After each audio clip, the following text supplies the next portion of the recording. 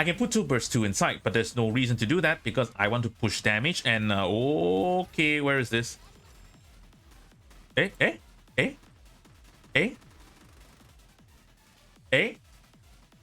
Wait, what's this?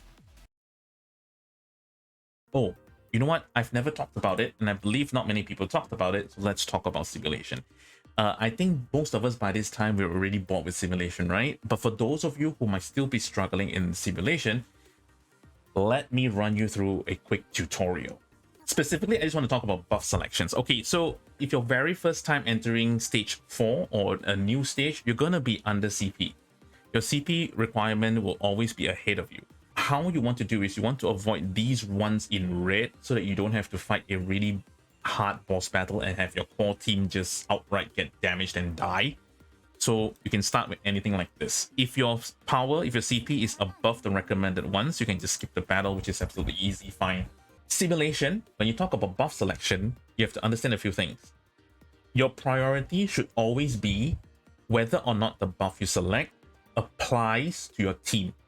Then you have to look at this. Forget about the rarity. Look at the effect of the buffs first. Crit damage, crit rate, attack. Now, flat attack will always be a better choice than crit chance and crit damage, but if you have no choice, you have to pick the second one. And then the second thing you need to look at is this thing here. Effective for who? Very important because some of it is specifically for Pilgrim and people like me who only have Isabel as a Pilgrim. Thus, even if the buff is amazing, SSR, epic grade, 5% of this, 10% of that, it does nothing for my team. So it's just dead weight. Okay, so don't pick that. Now that you have the basics out, meaning to say you know which buff you want to select, the second thing you want to look at is right here. This bar right here allows you to collect up to 8 different buffs, and every single buff belongs to a specific shape. Could be diamond, square, circle, triangle, it depends on which one. Ideally, you want to stack all of it of the same kind. If not, 2 of the same kind is good enough.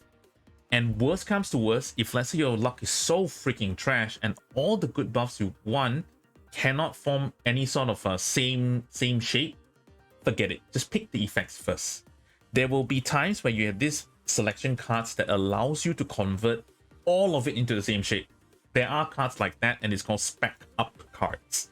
Okay, it usually happens before the boss, so you can just try your luck over there. Why I say you want to stack shapes is if you click on this little eye right here, it tells you a little bit about it. So if we look at buffs right here, if you're able to stack 8 buffs of the same kind, every single buff that you get becomes level 5. And I'll explain to you what I mean by levels. If you look at my current buff right now, it is square, R rarity, applies for Missilis. It is a level 1 buff. So if I stack every buff I have with square, if every one of it is square, my R rarity attack is going to give me 6.4% rather than 1.32%. Okay, so here's the second selection of buffs, right? Chain ammo. Now, why a lot of people are telling you that it's good to take chain ammo? Because for some freaking reason, this percentage is a freaking lie. It says 7.5% chance that every time you reload a certain magazine, there's a 7.5% chance that when your magazine goes to 0, automatically instantly reloads 15.4% of your total ammunitions back. Now, for some reason, it's proccing more than 7.5%. It's close to 100%. Okay, I wouldn't say it's 100%, but close. So this is another buff that you want to pick if you know that your character reload time is causing you problems. For example, miniguns, assault rifles, you want them to reload as fast as you can. So this is good to have if let's say those are your main DPS. This is trash. Okay, the worst type of buff, in my opinion, are these ones that only activates when your HP falls below 20%. Bullshit. Any Nikke's HP that's below 20% either dies in the next 5 seconds or it doesn't even get there in the very first place. So this sucks. But the thing is this, do not be afraid to just click none. So this one is a wild card. Anything can happen. A lot of random stuff. It could be, you know, it could deal damage to all your Nikkes. You could kill a few Nikkes right off the bat, but gives you certain things like enhance a certain buff. When you see this little symbol right here, this symbol right here, it means you have the same type of buff, and if you pick this one, you have the choice of switching it out. If this is a high rarity, maybe you can consider, but this is rare, lowest rarity, so forget it. We're one stage before the boss. This usually happens. They either give you the ICU and a spec up. Spec up, there's a very high chance that it can allow you to convert all of your buffs to the same shape. There we go. I called it. Change all active buffs to square. Okay, remember how my buffs are all only at level 1? I have 4 buffs now. They're all level 2. See? See this? They're level 2 now. Because I have 1 stack. So just to recap, refresh your memory, it's written right here. If you have level 1 is basic level, everybody's level 1. If you have 3 buffs of the same chain type, everything goes to level 2. Which is why now it's a level 2. Okay, now every time you clear a stage, A, B, or C, they'll give you a selection of epic buffs. Here's the thing. To be very, very honest with you, I think all the buffs suck except for the one that reduces reload time.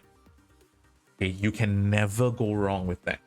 The one that increases your magazine size, some people arguably say that it's not good all the time because some units, you want them to just keep cycling reload. Like Privity.